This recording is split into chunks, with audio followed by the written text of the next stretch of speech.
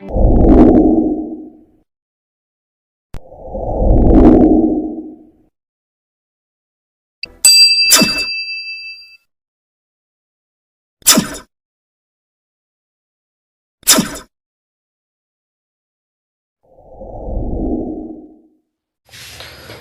साथियों, मैं अमर कुमार आप तमाम लोगों का अपने YouTube चैनल MSc पर हार्दिक स्वागत करता हूं। साथियों, अभी तक में हम लोगों ने जितना भी पढ़ा है आज उन सबों का ज़रूरत पड़ने वाला है, क्योंकि आज हम लोग शुरू कर रहे हैं ट्रांसलेशन को। आज हम लोग सीखेंगे कि ट्रांसलेशन बनाने के लिए क्या पहचान होता है, क्या रूल होता है और ट्रांसलेशन किस तरह से बनता है। जैसे समझने का कोशिश कीजिए। आज के क्लास में हम लोग सीखेंगे सिंपल सेंटेंस के बारे में,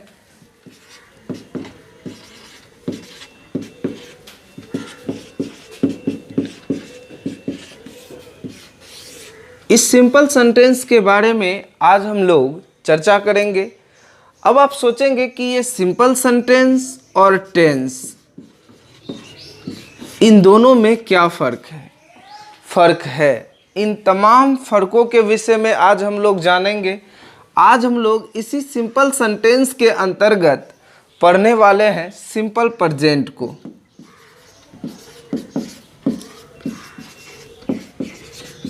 सिंपल प्रेजेंट को। अब आप सोचेंगे सिंपल प्रेजेंट और टेंस, ये दोनों में फ़र्क क्या है? फ़र्क है, देखिए, ये जो सिंपल सेंटेंस है इसमें क्या होता है, इसमें वर्ब का जिक्र, इसमें वर्ब का जिक्र अंत में नहीं होता है, अंत में नहीं होता है। जबकि टेंस में वर्ब का जिक्र होता है, वर्ब का जिक्र अंत में होता है। यानी बात यह है कि जिस भी वाक्य के अंत में अगर क्रिया आवे, वर्ब आवे, तो उसको टेंस समझना है, और जिस भी वाक्य के अंत में क्रिया नहीं आवे उसको सिंपल सेंटेंस समझना है। यह कैसे होता है, किस तरह से काम करता है, आइए समझते हैं। इन वाक्यों को आप ध्यान से देखिए।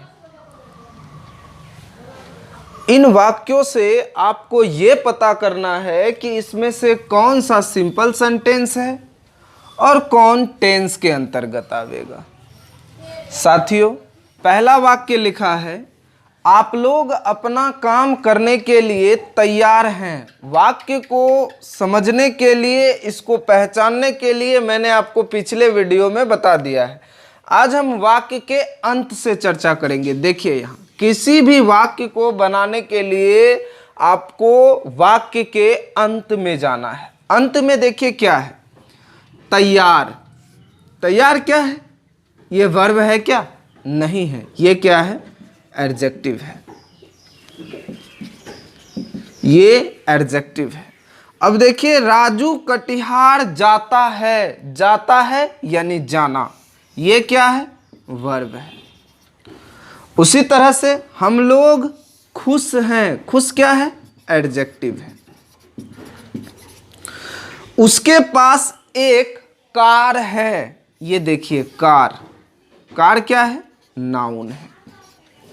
अब इसमें ध्यान दीजिए, वह कटिहार जा रहा है। जा रहा है यानी जाना, और ये जाना क्या है? वर्ब है। जिसके अंत में ना आ जाए वह वर्ब होता है। हम लोग अंग्रेजी पढ़ते हैं। पढ़ना, ये क्या है? वर्ब है। उसी तरह से सोनम सुंदर है। सुंदर क्या है? किसी की विशेषता है, इसलिए सुंदर एडजेक्टिव है। उसी तरह से रिया आपकी बहन है, ये नाउन है।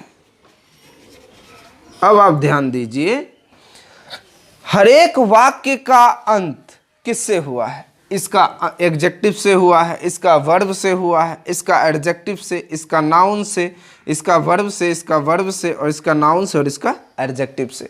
मैंने यहां क्या कहा, सिंपल सेंटेंस किसको कहते हैं, जिसका अंत में वर्ब नहीं हो, यानी इसके अंत में वर्ब नहीं है, कहने का मतलब ये फर्स्ट वाला सिंपल सेंटेंस में आएगा।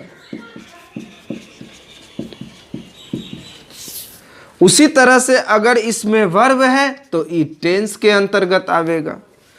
इसी प्रकार इसमें एडजेक्टिव है तो ये सिंपल सेंटेंस के अंतर्गत आवेगा।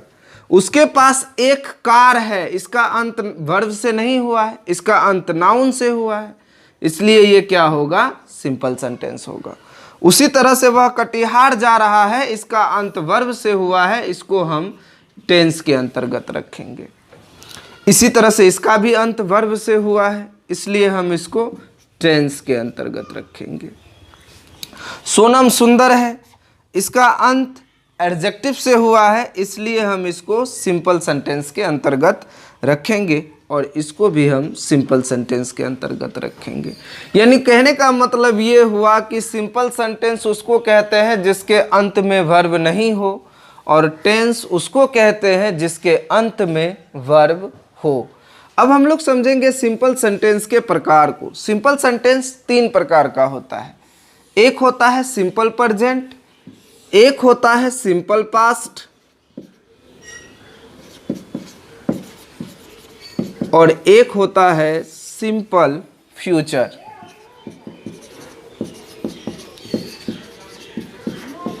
जरा इसको समझ लीजिए।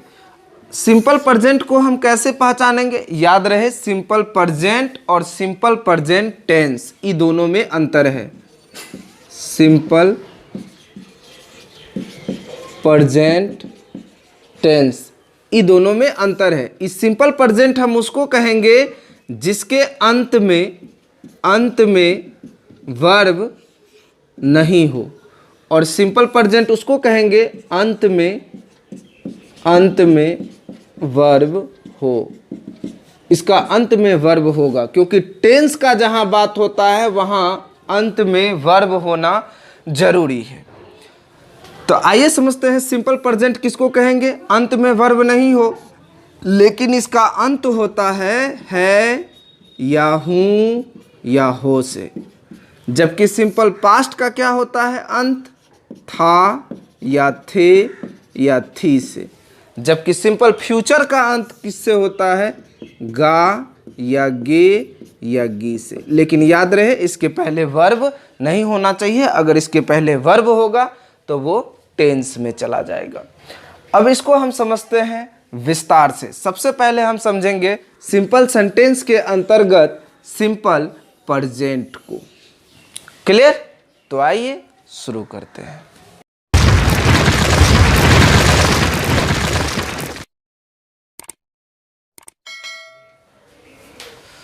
तो आइए शुरू करते हैं सिंपल सेंटेंसेस के अंतर्गत सिंपल प्रेजेंट को।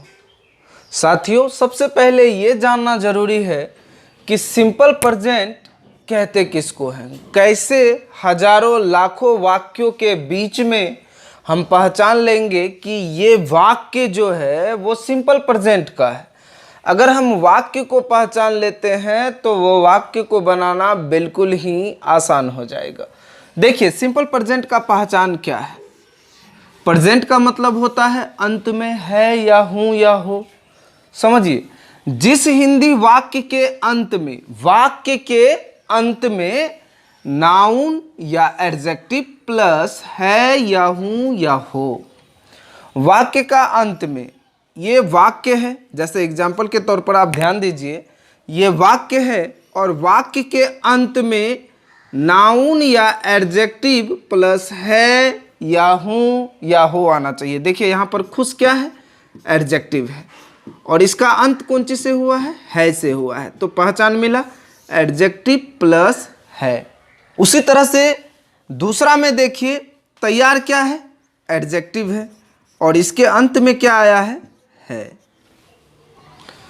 वही यहाँ कहता है कि जिस हिंदी वाक्य के अंत में नाउन या एडजेक्टिव प्लस है या हूं या हो, या फिर होता है, होती है, होते हैं, या लगता है, लगती है, लगते हैं, या फिर रहता है, रहती है, रहते हैं आदि आ जाए, उस वाक्य का अनुवाद सिंपल प्रेजेंट में होता है। यानी जिस वाक्य का अंत नाउन या एडजेक्टिव से हो और उसके बाद ये सारे में से कोई भी शब्द आ जाए तो उस वाक्य का अनुवाद हम सिंपल प्रेजेंट के अंतर्गत करेंगे, इसके रूल के हिसाब से करेंगे। दूसरा को समझते हैं, जैसे इसको ध्यान दीजिए, यहाँ लिखा है सूर्य गोल है, अंत में क्या आया है, और गोल क्या है, आकार है, एडजेक्टिव है। उसी तरह से इसको देखिए, सूर्य गोल लगता है। सूर्य गोल लगता है कहने का मतलब ये हुआ कि ये गोल क्या है, एडजेक्टिव है, और अंत कौन चीज से हो रहा है, लगता है से। उसी तरह से यहाँ देखिए, गोल एडजेक्टिव है और अंत कौन चीज से हो रहा है, होता है से। उसी तरह से सूर्य गोल रहता है, यहाँ ध्यान दीजिए, गोल एडजेक्टिव है और इसका अंत कौन चीज से हो रहा है, रहता है। सो अभी तक हमारे सामने जो भी सेंटेंस आया है उसका अंत एडजेक्टिव से हुआ है। हम नाउन से भी अंत वाला सेंटेंस को समझेंगे, पहले इसको समझ लिए। अब आगे देखिए, इन तमाम वाक्यों को बनाने के लिए हमको रूल का जरूरत पड़ेगा। साथियों, हर एक सेंटेंस में हम लोग, हर एक सिंपल सेंटेंस हो या टेंस हो, कुछ भी हो, उसके लिए हम 6 रूल्स का इस्तेमाल करेंगे। 6 रूल क्या क्या आएगा उसको समझ लेते हैं। अफर्मेटिव आएगा, नेगेटिव आएगा, इंटेरोगेटिव आएगा, इंटेरोगेटिव प्लस नेगेटिव आएगा, टर्म आएगा और टर्म प्लस नेगेटिव आएगा। आप सबको मैंने पिछले वीडियो में बताया है कि अफर्मेटिव किसको कहते हैं, नेगेटिव किसको कहते हैं, इंट्रोगेटिव किसको कहते हैं, या फिर इंट्रोगेटिव प्लस नेगेटिव किसको कहते हैं, टर्म किसको कहते हैं, और टर्म प्लस नेगेटिव किसको कहते हैं। अब इन वाक्यों को आप ध्यान से देखिए, ये सारे के सारे वाक्य कौन सा है, ये सारे के सारे वाक्य अफर्मेटिव है। नेगेटिव का क्या परिभाषा होता है, जिसके बीच में नहीं आवे। इंट्रोगेटिव का क्या होता है, जिसके शुरू में क्या आवे। इंट्रोगेटिव प्लस नेगेटिव का क्या होता है, शुरू में क्या और बीच में नहीं आवे। इसी तरह से और सब सेंटेंस का होता है। पहले आप इसको समझ लीजिए। तो ये सारे के सारे अफर्मेटिव सेंटेंस है, और अफर्मेटिव सेंटेंस को बनाने का रूल्स क्या होता है उसको समझते हैं। सिंपल प्रेजेंट के अंतर्गत अफर्मेटिव का रूल्स क्या होता है वो ध्यान दीजिए। इसका रूल्स होता है, रूल सब्जेक्ट, रूल का मतलब होता है नियम। ये नियम हम क्यों पढ़ रहे हैं, ये तमाम वाक्यों को बनाने के लिए हमको नियम का जरूरत होगा। ये वाक्य बनेगा कैसे, इसके लिए कुछ तो नियम चाहिए। उसी नियम के विषय में हम यहाँ चर्चा कर रहे हैं। ध्यान दीजिए, सबसे पहले आपको सब्जेक्ट देना है। सब्जेक्ट के हिसाब से आपको इज या आर या एम लगाना है। उसके बाद अंत में आपको नाउन या एडजेक्टिव दे देना है। अब देखिए, इसको थोड़ा सा समझिए। ये जो आप देख रहे हैं ये सारे के सारे सब्जेक्ट के अंतर्गत आता है। वीडियो में हमने सब्जेक्ट के विषय में चर्चा किया है। यदि आपने उस वीडियो को नहीं देखा है तो उसको ध्यान से जा कर के देखिए, ये सब्जेक्ट आपको अच्छे से समझ में आ जाएगा। देखिए, जैसे ही वह आवे, अगर पुरुष के लिए वह आवे सब्जेक्ट के रूप में तो उसका अंग्रेजी ही होता है। अगर वह आवे स्त्री के लिए तो सी होता है। यह या वह निर्जीव के लिए आवे तो इट होता है। और एक नाम, किसी का भी नाम अगर यदि आ जाए तो उसका अंग्रेजी वन नेम होता है। और इन सबों के साथ हमको इज लगाना है। जैसे यहाँ सब्जेक्ट के बाद इज या आर या एम लगाना है, is slash are slash am, ये लगाना है। तो इन तमाम सब्जेक्ट के साथ हमको इज का प्रयोग करना है। अगर सेंटेंस में आई अगर सब्जेक्ट के रूप में आवे तो उसके साथ हमको एम लगाना है। और सब्जेक्ट में अगर you, we, they, one more name यानी एक से अधिक नाम आवे तो उसके लिए आर लगाना है। अब थोड़ा सा इसको ट्रांसलेट करते हैं। ध्यान दीजिए, यहाँ लिखा है कि आप लोग खुश हैं। आप लोग खुश हैं, इसका मतलब ये हुआ कि इसका रूल क्या होता है, सब्जेक्ट प्लस इज या आर या एम। सबसे पहले सब्जेक्ट क्या है, आप लोग। आप लोग का अंग्रेजी क्या होता है, यू होता है। तो सबसे पहले हम सब्जेक्ट को लिखेंगे यू। उसके बाद देखिए इज या आर या एम, इसमें क्या लगेगा, ध्यान दीजिए यहां यू के साथ क्या लगता है, आर लगता है, तो हम यहां क्या लगाएंगे, आर, यू आर। अब अंत में क्या लगाना है, इज या अंत में क्या लगाना है, नाउन या एडजेक्टिव। अब देखिए इसका अंत एडजेक्टिव से हुआ है, इसलिए खुश, खुश का अंग्रेजी क्या होता है, हैप्पी। तो पूरा क्या बना, यू आर हैप्पी। उसी तरह से वह तैयार है, वह का अंग्रेजी क्या होता है, ही। अब ही के साथ देखिए सब्जेक्ट दे दिए, वह सब्जेक्ट कहाँ रहता है, वाक्य के शुरू में। वाक्य के शुरू में जो शब्द आवे उसे सब्जेक्ट कहते हैं, वह ही। और उसके बाद इज या आर या एम, सब्जेक्ट के बाद इज या आर या एम देना है, तो ही के साथ क्या लगता है, ध्यान दीजिए ही के साथ इज लगता है, तो हम इज देंगे। और अंत में क्या है, नाउन या एडजेक्टिव, यहाँ एडजेक्टिव है तो हम लिखेंगे तैयार का रेडी, यानी ही इज रेडी। उसी तरह से सूर्य गोल है, यहाँ पर सब्जेक्ट क्या है, सूर्य। सूर्य का अंग्रेजी क्या होता है, सन। अब यहाँ ध्यान दीजिए द वाले चैप्टर में हमने आपको पढ़ाया था कि दुनिया में जो एक हो उसके पहले द लगता है। अब यहाँ पर ध्यान दीजिए, तो सूर्य का अंग्रेजी हो जाएगा द सन। अब सूर्य एक है, यहाँ पर लिखा है वन नेम, या सब्जेक्ट एक हो तो उसके साथ हमको इज लगाना है, द सन इज। और गोल का क्या होता है, राउंड। अब हमने क्या लिखा, द सन इज राउंड। अब यहाँ पर ध्यान दीजिए, सूर्य गोल लगता है, या सूर्य गोल होता है, या सूर्य गोल रहता है, ये बोलने का तरीका अलग अलग है, लेकिन इन तमाम वाक्यों का सेंस एक ही है कि सूर्य गोल है। चाहे लोग ऐसे बोले या ऐसे बोले या ऐसे बोले, इस सब का मतलब एक ही है कि सूर्य गोल है। तो इन तमाम का जो हम वाक्य में अनुवाद करें, तो इन तमाम का यदि हम अनुवाद करते हैं तो वही होगा the sun is round. Clear? चलिए आइए आगे और समझते हैं। जरा इन वाक्यों को ध्यान दीजिए। यहाँ लिखा है मैं शिक्षक हूँ, मैं एक शिक्षक हूँ, आप लोग किसान हैं, आप लोग बुद्धिमान हैं, राजू डाकिया है। अब ध्यान दीजिए यहाँ पर लिखा है कि शिक्षक हूँ। शिक्षक क्या है, नाउन है या एडजेक्टिव है? आप ध्यान दीजिए, शिक्षक पैसा कमाता है, इसलिए शिक्षक क्या है, नाउन है। आपको नाउन के सेशन में मैंने बताया था जो पैसा कमाता है वह नाउन है। यहाँ पर भी शिक्षक है, ये नाउन है। किसान पैसा कमाता है, ये भी नाउन है। बुद्धिमान, अब बताइए बुद्धिमान क्या है? बुद्धिमान एडजेक्टिव है। और डाकिया क्या है? डाकिया नाउन है, क्योंकि ये पैसा कमाता है। अब देखिए ये वाक्य का अंत नाउन प्लस हूँ, नाउन प्लस हूँ, नाउन प्लस है, एडजेक्टिव प्लस है और नाउन प्लस है से हो रहा है। और पहचान भी वही होता है, जिस वाक्य का अंत नाउन या एडजेक्टिव प्लस है या हूँ या हो से हो, तो उस वाक्य का अनुवाद सिंपल प्रेजेंट में होता है। और ये सारा का सारा वाक्य अफर्मेटिव है, और अफर्मेटिव को बनाने का रूल होता है सब्जेक्ट प्लस इज या आर या एम प्लस नाउन या एडजेक्टिव। अब इसको समझिए, मैं शिक्षक हूँ, मैं शिक्षक हूँ, आप इसको क्या बनाएंगे?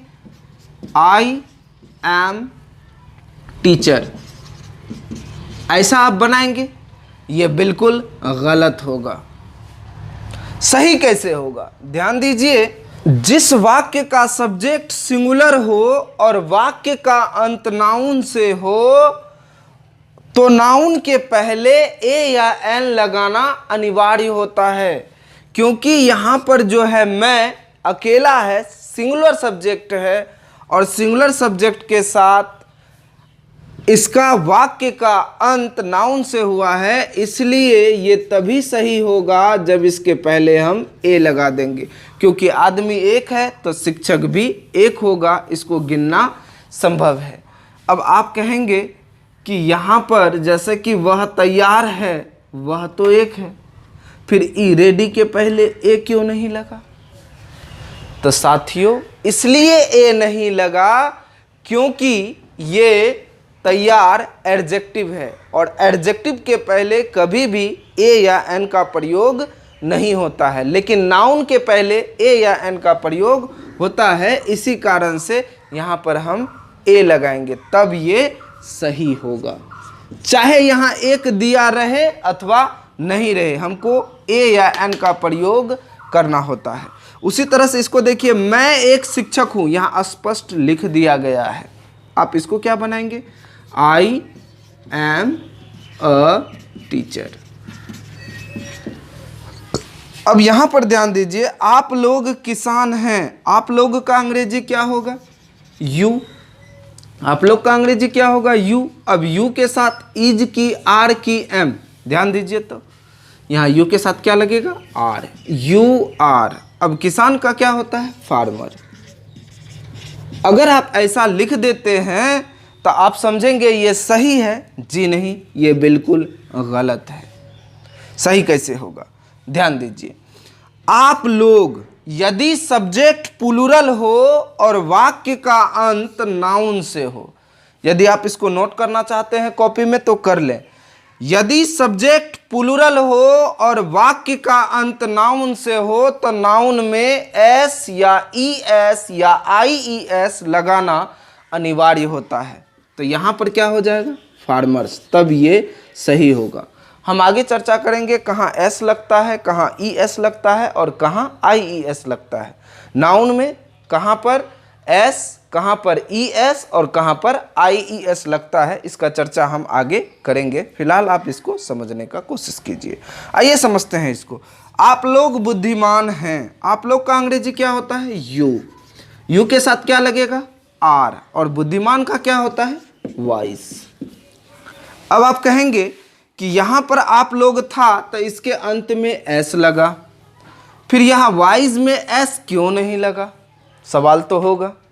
तो समझिए, ये एडजेक्टिव है और एडजेक्टिव के अंत में कभी भी एस या ई एस या फिर आई ई एस नहीं लगता है, क्योंकि इसको गिनना संभव नहीं है। प्यारे साथियों, आगे समझते हैं। राजू डाकिया है। अब देखिए, राजू सब्जेक्ट सिंगुलर है और वाक्य का अंत नाउन से हुआ है। जब भी इसका वाक्य बनाएंगे तो नाउन के पहले ए या एन लगाना जरूरी होगा। अगर नहीं लगाएंगे तो ये गलत हो जाएगा। आइए इसको बनाते हैं।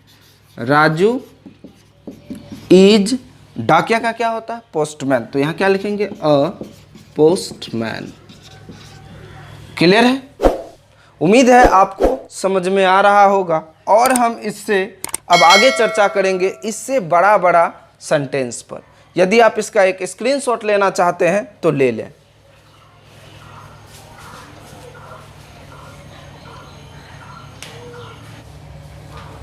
जरा इन वाक्यों पर ध्यान दीजिए। मैं तैयार हूं, मैं पढ़ने के लिए तैयार हूं, मैं अंग्रेजी पढ़ने के लिए तैयार हूं, मैं अंग्रेजी पढ़ने के लिए कटिहार जाने के लिए तैयार हूं। आप अपने दोस्तों के साथ अंग्रेजी पढ़ने के लिए कटिहार जाने के लिए तैयार हैं। ये सारे के सारे सेंटेंस का अंत एडजेक्टिव प्लस हूं या है से हुआ है। अब एडजेक्टिव प्लस हूं या है से हुआ है तो ये सारे के सारे सेंटेंस सिंपल प्रेजेंट होगा। अब आप कहेंगे कि इसका रूल में तो मात्र 3 चीज दिया गया है, सब्जेक्ट प्लस इज या आर या एम प्लस नाउन या एडजेक्टिव, इतना भर का सेंटेंस कैसे बनेगा? वही रूल से इस सब का सत्यानाश होगा। देखिए, सबसे पहले हमको इस सेंटेंस को बनाना है तो सबसे पहले हम सब्जेक्ट का इस्तेमाल करेंगे रूल के हिसाब से। मैं, आई। अब इज या आर या एम तो एम, आई एम और तैयार का रेडी। अब इन सेंटेंस को देखिए। ये जो सेंटेंस है आपको पूरा नहीं पढ़ना है, शुरू में और अंत में पढ़ना है। अंग्रेजी जब भी बनता है पीछे से बनता है, यानी ट्रांसलेशन जब भी हम बनाएंगे पीछे से बनाएंगे। मैं तैयार हूं, आप इसको तो बना सकते हैं। क्या बनेगा? मैं तैयार हूं, आई एम रेडी। आपने इसको लिख लिया।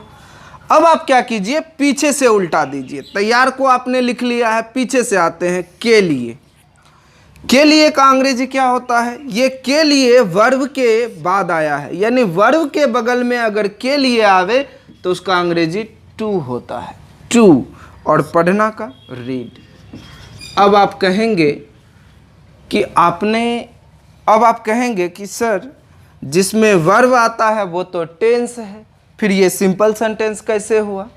साथियों, ये बीच में वर्ब आया है, अंत में नहीं। और मैंने कहा था जिसके अंत में, यानी जिस वाक्य के अंत में वर्ब आवे तब वो टेंस होता है, बीच में नहीं। अगर बीच में आ जाए तो वह सिंपल सेंटेंस के अंतर्गत आता है। क्यों सिंपल सेंटेंस के अंतर्गत क्यों आता है?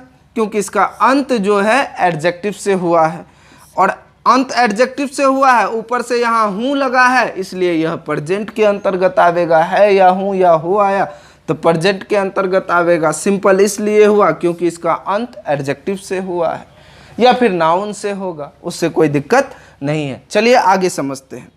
अगला लिखा है, मैं अंग्रेजी पढ़ने के लिए तैयार हूँ। अब इसको पूरा नहीं पढ़ना, आपको क्या पढ़ना है? मैं तैयार हूँ। पहले आप इसको बनाइए, क्या हो जाएगा? I am ready. I am ready. अब पीछे से आइए, के लिए का टू, और पढ़ना का रीड, और इसके पीछे क्या है? इंग्लिश, तो हम यहाँ लिखेंगे इंग्लिश। उम्मीद है आपको समझ में आ रहा होगा। साथियों, अब चौथा को समझते हैं। मैं अंग्रेजी पढ़ने के लिए कटिहार जाने के लिए तैयार हूँ। अब इसको बनाइए। सबसे पहले आपको क्या बनाना है? मैं तैयार हूँ। पहले आप इसको बनाइए, क्या बनेगा? I am ready. अब आप पीछे से उल्टाइए, के लिए का टू, जाना का गो आया तो टू लगाएंगे। अब अगर यदि ये गो के साथ टू कैसे आया, ये प्रीपोजिशन है, ये प्रीपोजिशन के सेशन में हम लोग चर्चा करेंगे। फिलहाल अभी जैसे जैसे ज़रूरत पड़ेगा धीरे धीरे आप इसको याद रखते जाएं। आगे बढ़ते हैं। जाना का गो टू। अब कहाँ जा रहे हैं? कटिहार, तो यहाँ लिखेंगे कटिहार। फिर पीछे आते हैं के लिए। ये के लिए है किसके बगल में? वर्ब के बगल में, इसलिए इसका अंग्रेजी होगा टू, और पढ़ना का रीड। अब फिर से आते हैं पीछे, इधर क्या लिखा है? इंग्लिश, तो हम यहाँ क्या लिखेंगे? इंग्लिश। अब आप ध्यान दीजिए नीचे वाले को। नीचे में क्या लिखा है? आप अपने दोस्तों के साथ अंग्रेजी पढ़ने के लिए कटिहार जाने के लिए तैयार हैं। आपको पूरा नहीं देखना, आपको ये देखना है कि आप तैयार हैं। इसको पहले बनाते हैं। आप तैयार हैं, क्या बनेगा? यू के साथ आर, इजिया आर या एम, तीन रूल का ही यूज करना, सब्जेक्ट प्लस इजिया आर या एम प्लस नाउन या एडजेक्टिव। तो यू आर, अंत में क्या लिखा है? तैयार। तैयार का हम लिखेंगे रेडी। पीछे से उल्टाते हैं। के लिए का अंग्रेजी क्या होगा? टू। क्यों होगा? टू क्यों होगा? यहाँ देखिए, जाना का क्या होता है? गो, क्योंकि ये गो वर्ब है, वर्ब के बगल में आया है, इसलिए यहाँ टू हुआ। फिर पीछे आते हैं, कटिहार, तो टू कटिहार। अब आगे फिर से ये देखिए, के लिए का टू, पढ़ना का रीड, और अंग्रेजी का इंग्लिश। और फिर पीछे आते हैं के साथ का अंग्रेजी होता है विथ, हम यहाँ लिखेंगे विथ। और फिर अपने दोस्तों, यहाँ पर अपने का अंग्रेजी हो जाएगा योर फ्रेंड्स। दोस्तों अधिक है इसलिए वहाँ एस लगा। अब आप समझेंगे ये अपने। साथियों, इस अपना, अपनी, अपने के विषय में हम आगे चर्चा करेंगे, इसी सेशन में चर्चा करेंगे आगे। तो सब्र रखिए और ध्यान से इसको समझने का प्रयास कीजिए। यदि आप इसका स्क्रीनशॉट लेना चाहते हैं तो ले लीजिए। आइए अब आगे समझते हैं। अब आइए थोड़ा सा इस वाक्य को देखते हैं और इसको इसी के नियम से आपको बनाना है। वीडियो को तो कुछ देर के लिए पॉज कीजिए और इस वाक्य को आप बनाने का कोशिश कीजिए। चलिए समझते हैं। मैं खुश हूं, मैं का अंग्रेजी क्या हो जाएगा? आई। अब बताइए आई के साथ क्या लगेगा? आई के साथ एम लगता है, तो आई के साथ हम क्या लगाएंगे? एम।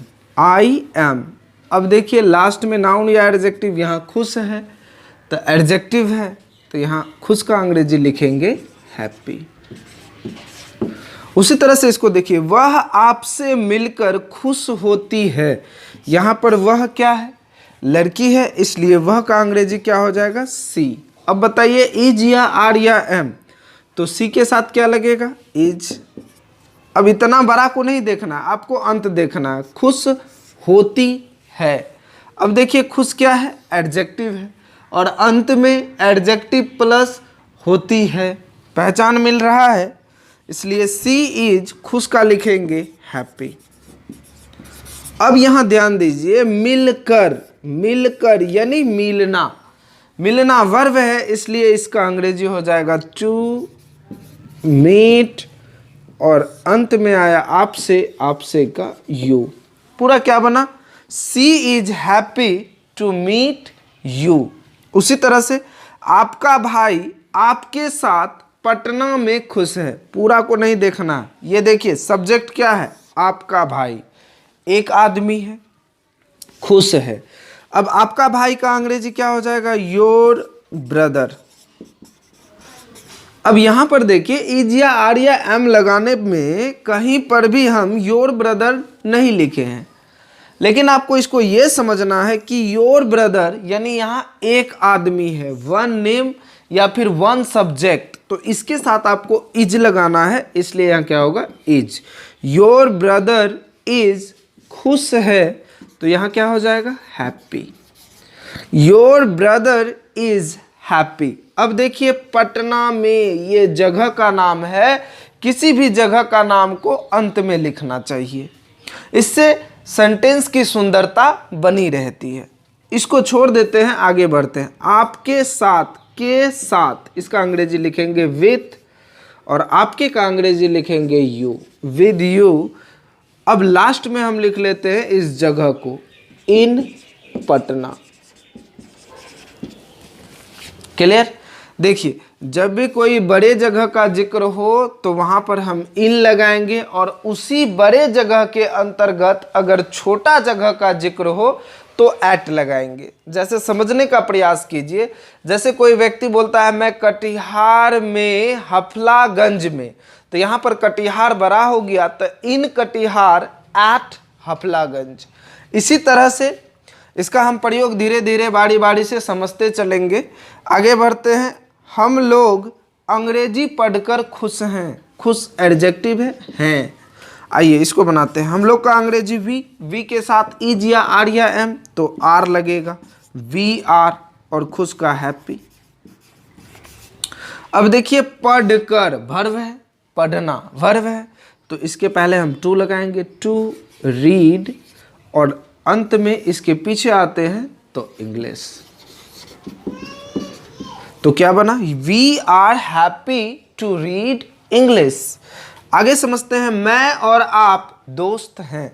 मैं का अंग्रेजी आई, और का अंग्रेजी एंड, और आप का अंग्रेजी यू। अब आप ध्यान दीजिए, यहाँ पर यू के हिसाब से आर लगा दें या फिर आई के हिसाब से एम लगा दें।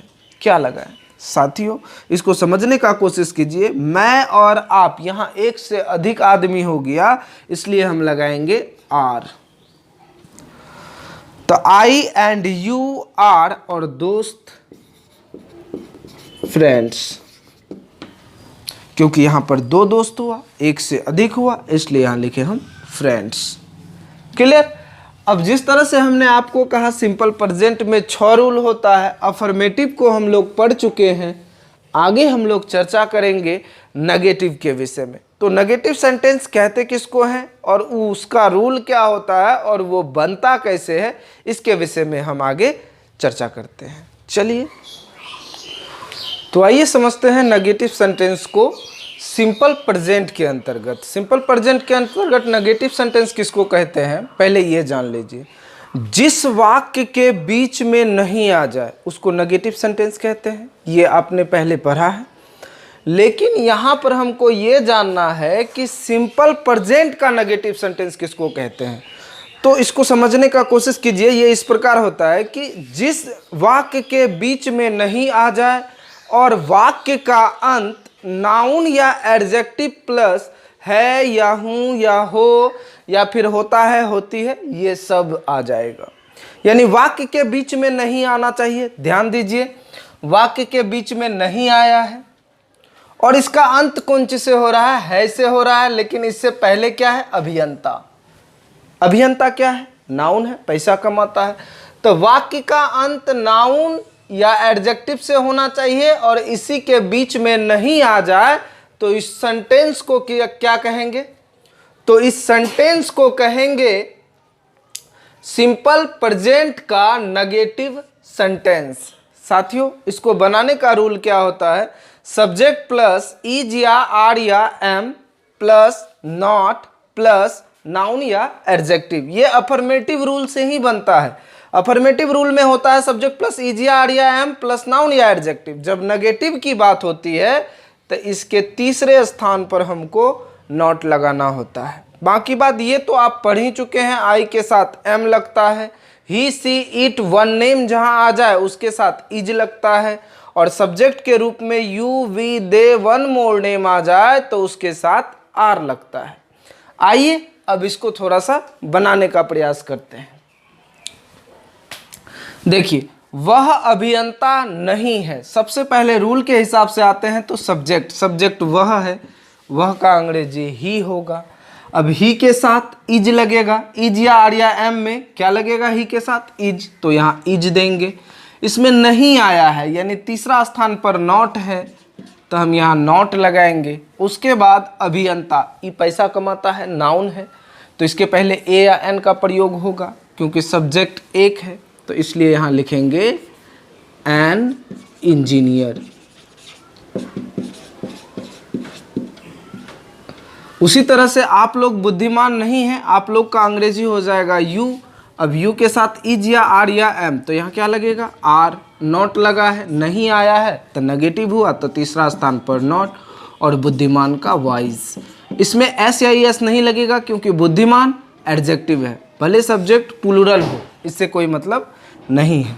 आगे बढ़ते हैं। वह बिल्कुल तेज नहीं है। देखिए, वह बिल्कुल तेज नहीं है, बीच में नहीं आया, नेगेटिव हो गया, और इसका अंत वर्ब से तो हुआ नहीं है जो कि हम इसको टेंस के अंतर्गत मानेंगे। ये सिंपल सेंटेंस ही है।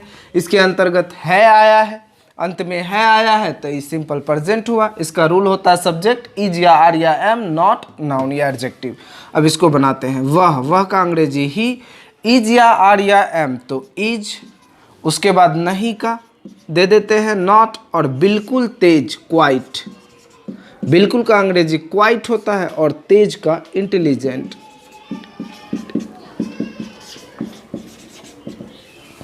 आगे बढ़ते हैं। हम लोग किसान नहीं हैं। ध्यान दीजिए, हम लोग प्लूरल है और यहाँ पर नाउन है, तो ये क्या हो जाएगा, नाउन को भी हमको प्लूरल करना होगा। इसके बीच में नहीं आया है तो नेगेटिव सेंटेंस हुआ, यानी इसको बनाएंगे वी आर, उसके बाद नॉट और किसान का farmers. We are not farmers. अब इस सेंटेंस को ध्यान से पहले एक दफ़ा पढ़ते हैं। वह आपके साथ पढ़ने के लिए पटना जाने के लिए तैयार नहीं है। वाक्य के बीच में नहीं आया इसलिए यह नेगेटिव हुआ, और वाक्य का अंत एडजेक्टिव प्लस है से हुआ है इसलिए यह सिंपल प्रेजेंट है। सिंपल प्रेजेंट का नेगेटिव है। रूल के हिसाब से ही इसको बनाएंगे। सबसे पहले सब्जेक्ट वह का अंग्रेजी क्या हो जाएगा, ही। अब देखिए, इज या आर या एम तो ही के साथ इज, तो हम लिखेंगे इज, ही इज। अब नॉट देंगे तीसरा स्थान पर, नॉट। अब पीछे से उल्टाते हैं। तैयार, तैयार का रेडी, पीछे से आइए, के लिए का टू, जाना का गो, फिर पीछे से गो आया तो टू लगाएंगे। उसके बाद क्या है, पटना, तो यहाँ लिखेंगे पटना। फिर के लिए का टू पढ़ना का, स्टडी, और के साथ का विथ, और आपके का यू। क्लियर है? उम्मीद है आपको नेगेटिव सेंटेंस समझ में आया होगा। इसी तरह से वे लोग आपके साथ काम करने के लिए तैयार नहीं है, they are not ready to work with you. मैं स्कूल जाने के लिए तैयार नहीं हूं, I am not ready to go to school with you. वह आपका मदद करने के लिए बिल्कुल तैयार नहीं है, he is not quite ready to help you. साथियों, इसी तरह से इन तमाम चीज़ों के विषय में आज हमने सीखा। अब आगे हम लोग चर्चा करेंगे इंट्रोगेटिव के बारे में। इंट्रोगेटिव क्या है, आइए समझते हैं सिंपल प्रेजेंट के अंतर्गत इंटेरोगेटिव सेंटेंस को। इंटेरोगेटिव सेंटेंस होता क्या है? इसका मतलब होता है प्रश्नवाचक। प्रश्न माने सवाल, ऐसा सवाल जिसका जवाब केवल हाँ या ना में हो, या फिर ऐसा वाक्य जो क्या से शुरू हो, उसको इंटेरोगेटिव सेंटेंस कहते हैं। अब सवाल ये है कि इंटेरोगेटिव सेंटेंस कहते हैं, लेकिन ये है कि सिंपल प्रेजेंट का इंटेरोगेटिव किसको कहते हैं?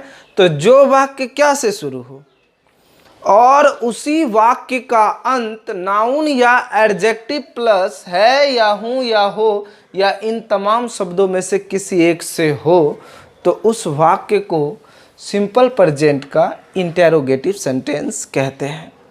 इसको बनाने का रूल क्या होता है?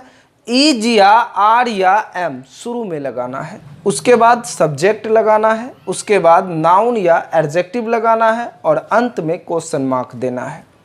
साथियों, समझते हैं इज या आर या एम आगे में कैसे लगाएंगे। तो इज या आर या एम का प्रयोग सब्जेक्ट के अनुसार होता है। अगर सब्जेक्ट में आई रहे तो उसके पहले एम लगाना है। अगर सब्जेक्ट में ही, सी, इट, वन नेम रहे या वन सब्जेक्ट रहे तो इसके पहले इज लगाना है। अगर सब्जेक्ट में you, we, they, one more name रहे तो इसके पहले आर लगाना है। उम्मीद है आपको ये चीज समझ में आ गया होगा। अब थोड़ा एग्जाम्पल के माध्यम से हम समझने का प्रयास करते हैं। आइए देखते हैं। यहां लिखा है क्या आप तैयार हैं। देखिए क्या से शुरू हुआ है। ये एक ऐसा सवाल है जिसका जवाब आपको हाँ या ना में देना है। क्या आप तैयार हैं? हाँ या फिर ना। लेकिन इसका अंत कौन चीज से हो रहा है? एडजेक्टिव प्लस है से हो रहा है। इसी कारण यह जो है सिंपल प्रेजेंट का इंटेरोगेटिव सेंटेंस है और इसको बनाने का रूल यहाँ पर दिया गया है। आइए बनाते हैं। सबसे पहले ये ध्यान देते हैं कि यहाँ आपका अंग्रेजी यू होता है और यू के साथ हमको आर का प्रयोग करना है। तो शुरू में क्या आ जाएगा? आर। हम यहाँ लिखेंगे आर, उसके बाद यू, आर यू, क्योंकि इज या आर या एम के बाद हमको सब्जेक्ट देना है, सब्जेक्ट दे दिए। अब नाउन या एडजेक्टिव, एडजेक्टिव है इसमें तैयार, तैयार का अंग्रेजी लिखेंगे रेडी और यहाँ पर हमको लगाना होगा क्वेश्चन मार्क। क्लियर है? नंबर 2 में लिखा है क्या आप कटिहार जाने के लिए तैयार हैं। ध्यान दीजिए क्या से शुरू हुआ है? सब्जेक्ट यू है तो पहले आर लगेगा। यहाँ लिखेंगे आर, उसके बाद सब्जेक्ट यू, आर यू। अब अंत में जाएंगे क्योंकि यहाँ रूल का अंत हो रहा है। वाक्य का अंत में आते हैं तैयार, तैयार का अंग्रेजी हम लिखेंगे रेडी और के लिए का टू और जाना का गो, गो आया तो टू और इधर हम क्या लिखेंगे? इसके बाद कटिहार और यहाँ पर क्वेश्चन मार्क। आइए समझते हैं नंबर 3 को। क्या वह अपना काम करने के लिए तैयार है? क्या से शुरू हुआ है। अगर वह लड़का है तो ही और लड़की है तो सी। चलिए इसको बना लेते हैं। Is he. अब आते हैं लास्ट में तैयार, तैयार का रेडी। Is he ready. अब फिर पीछे से आते हैं के लिए का टू, के लिए का टू, करना का, काम करना का डू और यहाँ पर है अपना काम, इसको एक साथ रखेंगे। अपना काम का हो जाएगा ही के हिसाब से डू हिज वर्क। उम्मीद है आपको समझ में आ रहा होगा। आगे आते हैं। क्या आप आज खुश हो? क्या आप आज खुश हो? आज ये समय है, या तो इसको शुरू में लिखेंगे या अंत में लिखेंगे। चलिए शुरू में ही लिख देते हैं, टुडे। क्या आप खुश हो? आगे आते हैं, क्या आप, आपका अंग्रेजी यू होता है, यू के पहले आर, तो यहाँ लिखेंगे आर यू, और खुश का हैप्पी। आर यू हैप्पी, पूरा क्या हुआ? Today are you happy. उसी तरह से इसको देखते हैं, क्या वह आपसे मिलकर खुश होती है? खुश एडजेक्टिव है और इसके अंत में आया है होती है। ध्यान दीजिए, लड़की है तो यहाँ क्या लिखेंगे? इज सी, और खुश का हैप्पी, इज सी हैप्पी। मिलकर वर्ब है तो टू मीट, और आपसे का यू, और ये रहा क्वेश्चन मार्क। उम्मीद है इंटेरोगेटिव आपको समझ में आया होगा। आगे चर्चा करते हैं, आइए समझते हैं इंटेरोगेटिव प्लस नेगेटिव सेंटेंस को। ये इंटेरोगेटिव प्लस नेगेटिव सेंटेंस कहते किसको हैं? जो वाक्य क्या से शुरू हो और उसी वाक्य के बीच में नहीं आ जाए तो उसको इंटेरोगेटिव प्लस नेगेटिव सेंटेंस कहते हैं। लेकिन यहां पर हमको समझना है कि सिंपल प्रेजेंट का इंटेरोगेटिव प्लस नेगेटिव सेंटेंस कहते किसको है। तो आइए समझते हैं, जो वाक्य क्या से शुरू हो और उसी वाक्य के बीच में नहीं आ जाए और वाक्य का अंत नाउन या एडजेक्टिव प्लस है या हूं या हो, या फिर इन तमाम शब्दों में से कुछ भी हो, तो उस वाक्य को सिंपल प्रेजेंट का इंटेरोगेटिव प्लस नेगेटिव सेंटेंस कहते हैं। अब उसको बनाने का रूल क्या होता है? आपको इज या आर या एम पहले देना है, उसके बाद सब्जेक्ट देना है, तीसरा स्थान पर नॉट देना है, और अंत में नाउन या एडजेक्टिव देना है, और इसके बाद आपको लगाना है क्वेश्चन मार्क। क्लियर है? इसी रूल के आधार पर हम लोग अब इसको बनाने का प्रयास करते हैं। आइए, लिखा है,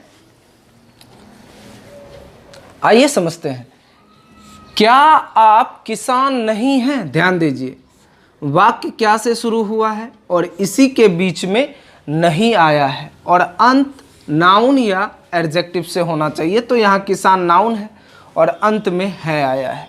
इसको बनाने के लिए सबसे पहले हमको इज या आर या एम देना है, तो सब्जेक्ट के अनुसार देंगे। सब्जेक्ट आप है, आपका अंग्रेजी यू होता है तो शुरू में आर लगेगा, आर, उसके बाद subject you, are you.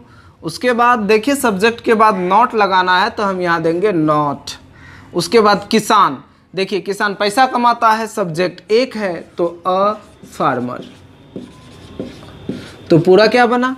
Are you not a farmer. आगे देखते हैं, क्या और नहीं दोनों आया है बीच में, ये इंटेरोगेटिव प्लस नेगेटिव सेंटेंस हुआ। चलिए इसको बनाते हैं, वह है तो आपका दोस्त नहीं है। देखिए क्या वह आपका दोस्त नहीं है, वह सब्जेक्ट है, शुरू में ही सब्जेक्ट अगर यदि ही है तो शुरू में इज लगेगा, इज ही। उसके बाद नॉट आपका दोस्त, योर फ्रेंड। पूरा क्या बना? Is he not your friend. उसी तरह से क्या वह सुंदर नहीं है? देखिए क्या और नहीं, तो चूंकि यहाँ लड़की है, सी है, सब्जेक्ट सी है, तो शुरू में क्या लगेगा? इज। इज सी नॉट, और सुंदर का ब्यूटीफुल। याद रहे, अगर यदि आप यहाँ ही देते तो सुंदर का यहाँ लिखते हम स्मार्ट। अगर ही देते तो लड़का होता, अगर लड़का सुंदर है तो स्मार्ट, और लड़की सुंदर है तो ब्यूटीफुल। उसी तरह से आगे देखते हैं, क्या नहीं, क्या से शुरू हुआ है, बीच में नहीं आया है, इंटेरोगेटिव प्लस नेगेटिव सेंटेंस है, अंत में हो आया है तब प्रेजेंट है। और इसको बनाने का रूल देखिए, तुम सब्जेक्ट है, यू, यू के साथ आर लगता है तो शुरू में हम आर लगाएंगे, आर यू नॉट, और तेज का इंटेलिजेंट, क्वेश्चन मार्क। उसी तरह से क्या आप लोग खुश नहीं हो, क्या बनेगा? Are you not happy, question mark.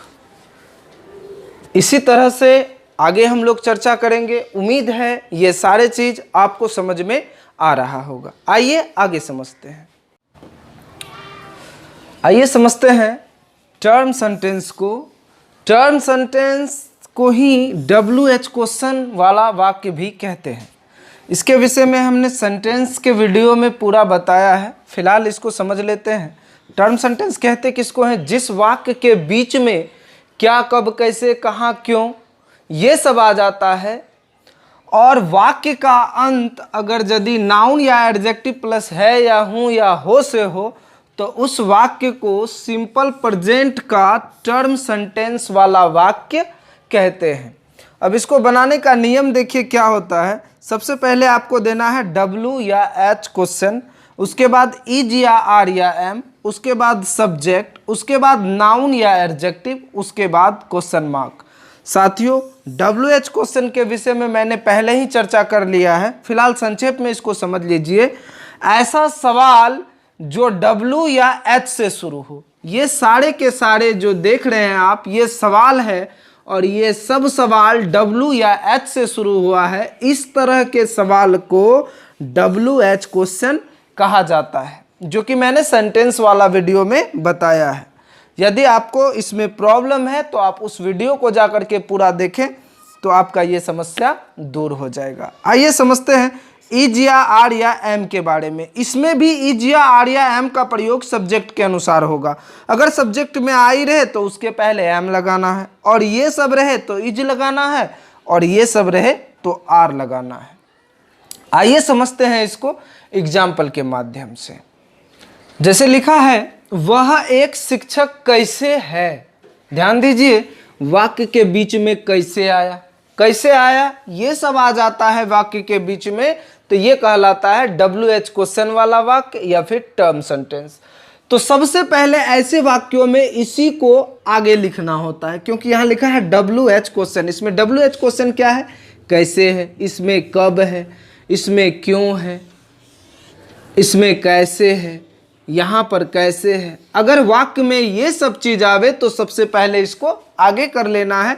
अब बाकी बात आप जैसे इंट्रोगेटिव सेंटेंस को बनाए हैं वैसे ही इसको बना देना है। तो आइए समझते हैं कैसे। कैसे का अंग्रेजी क्या होता है? ध्यान दीजिए कैसे का अंग्रेजी होता है हाउ। सबसे पहले लिखेंगे हाउ।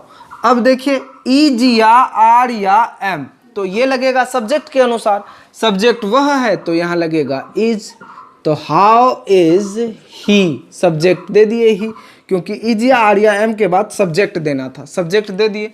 अब अंत में आता है नाउन या एडजेक्टिव, तो यहाँ एक शिक्षक, अ टीचर। उम्मीद है आपको समझ में आ रहा होगा।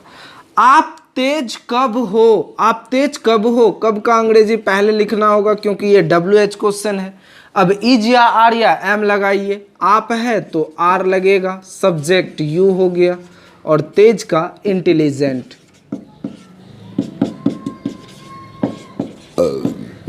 आगे देखते हैं वह आपसे मिलकर दुखी क्यों होती है। आइए देखते हैं क्यों। क्यों का अंग्रेजी हम वाई लिख दिए। अब रूल के अनुसार इज या आर या एम, तो इसमें देखिए वह आपसे मिलकर दुखी क्यों होती है, वह लड़की है इसलिए यहां लगेगा is C, Y is C, और दुखी का लिखेंगे सैड।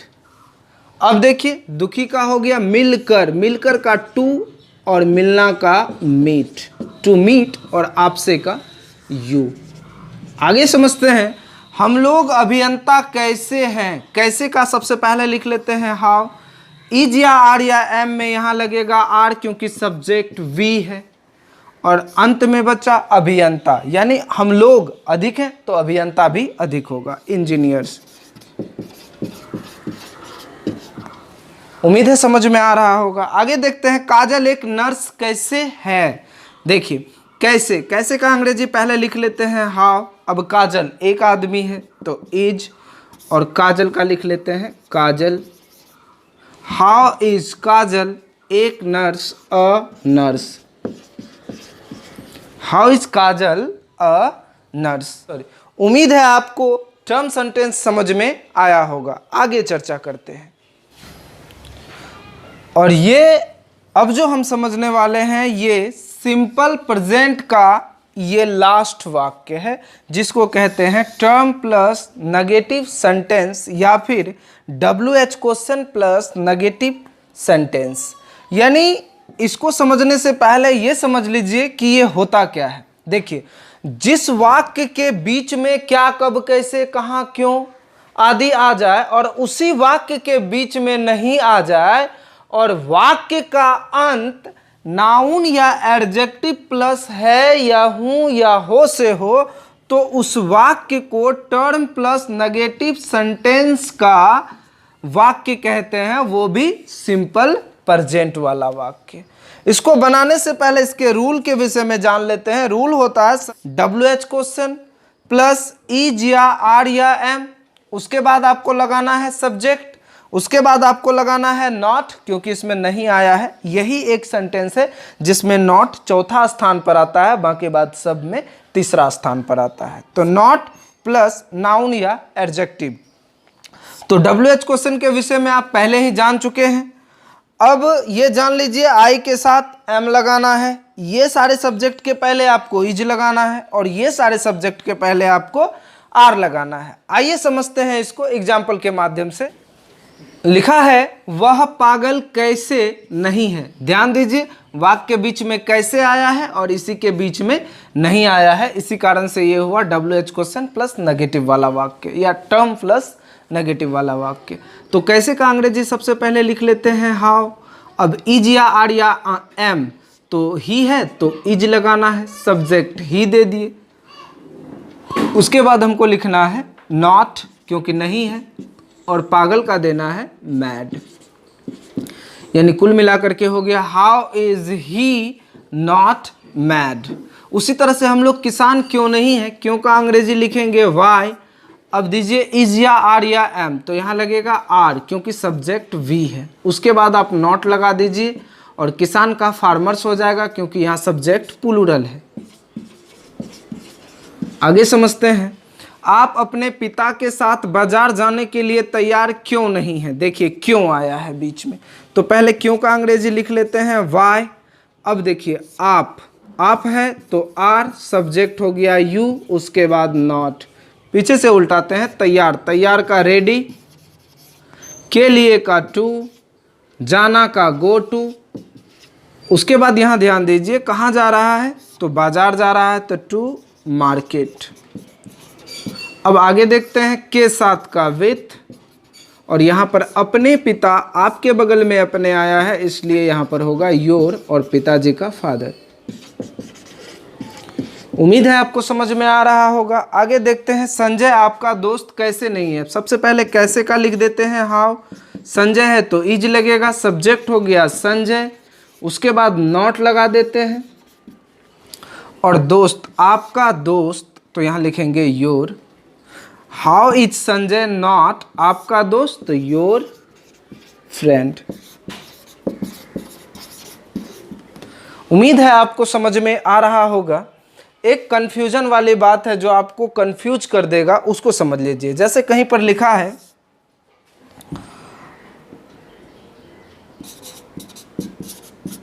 आप लोग पढ़ते हैं, आपको ये नहीं समझना है कि ते हैं, अंतिम में आया ते हैं, तो ये भी सिंपल प्रेजेंट का वाक्य है। बिल्कुल नहीं है। क्यों? क्योंकि ये जो है पढ़ते, ये वर्ब है और वर्ब कभी भी सिंपल सेंटेंस के अंत में नहीं आता है। साथियों, आपने आज सीखा सिंपल प्रेजेंट के बारे में। सिंपल प्रेजेंट के बारे में आज हमने 6 सेंटेंस के विषय में चर्चा किया। Affirmative, negative, interrogative, interrogative plus negative, term और टर्म प्लस नेगेटिव। उम्मीद है आपको वीडियो अच्छा लगा होगा। इसी उम्मीद के साथ आज का वीडियो मैं यहीं पर समाप्त करता हूं कि आपने मेरे वीडियो को पूरा देखा होगा और अच्छे से समझा होगा। यदि वीडियो आपको अच्छा लगे तो लाइक करें, सब्सक्राइब करें, बेल आइकन को दबाना ना भूलें और जितना अधिक से अधिक हो सके शेयर करें। मिलते हैं नेक्स्ट वीडियो में, तब तक के लिए धन्यवाद।